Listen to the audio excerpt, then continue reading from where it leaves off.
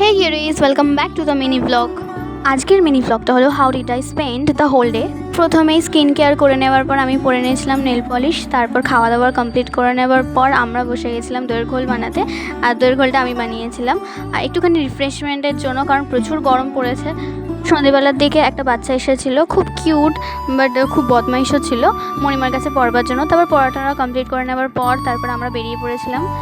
এদিকে বড়রা চুজ করছিল ঠাকুরের ফটো দেওয়া মার্বেল বাড়ির জন্য, যে কোনটা বেশি ভালো লাগবে।